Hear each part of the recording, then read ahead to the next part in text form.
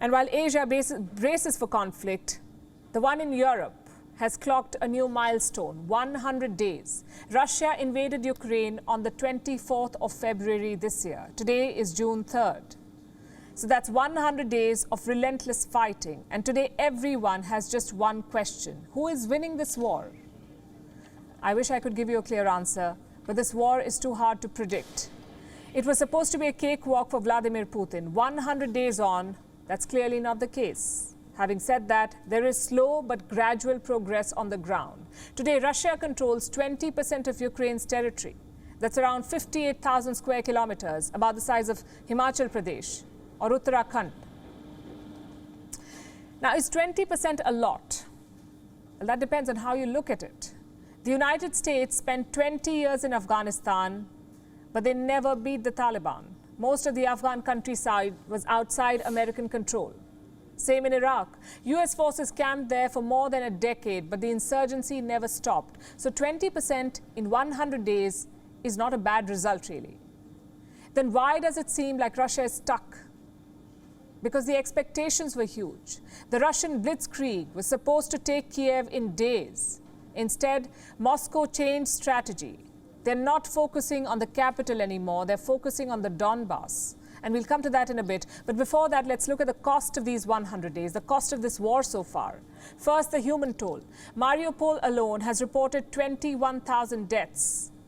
And those are just civilians. According to President Zelensky, Ukraine is losing 60 to 100 soldiers every day. So that's more than 6,000 soldiers in 100 days. What about Russian losses? The official figure is 1,300, 1,300.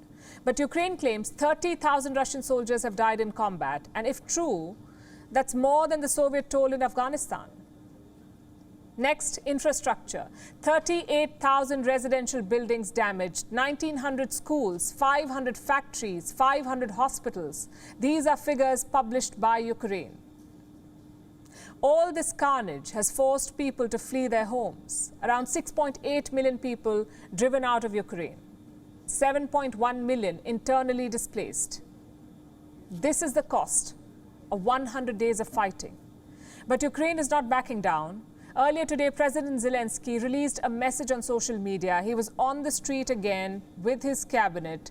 His message was defiant. Victory will be ours, he says. The armed forces of Ukraine are here, and most importantly, the people of our state are here defending Ukraine for 100 days already. Victory will be ours. Glory to Ukraine.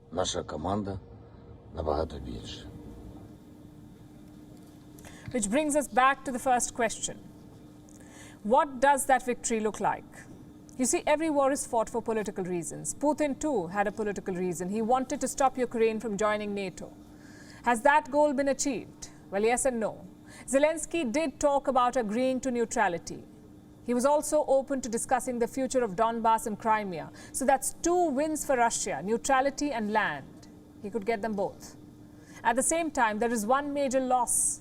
Putin wanted less NATO on his borders. But now Finland and Sweden have applied for membership, which means there will be more NATO on Russia's borders. So right now, it's all about cost and benefit. Yes, Ukraine could declare neutrality, but at what cost? What will be the cost to Russia? Sanctions, military setbacks, perhaps even domestic discontent.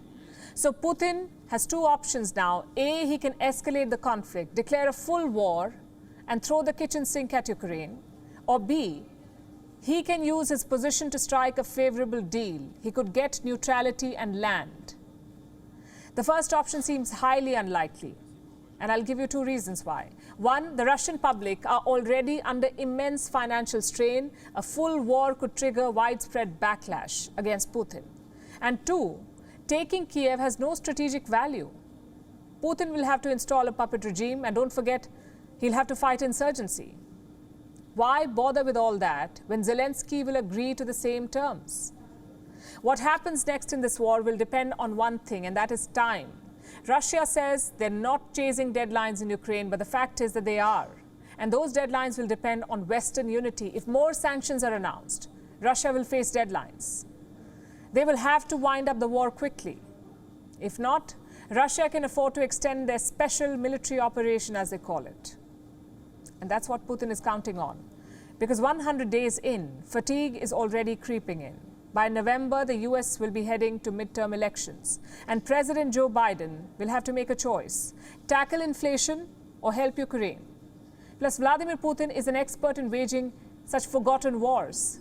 Think back to the Chechen War from 1999, the Donbass War from 2014, or the Syrian War after 2015. All forgotten and buried by the West. Will this one go the same way? It depends on how distracted the West is. WION is now available in your country. Download the app now and get all the news on the move.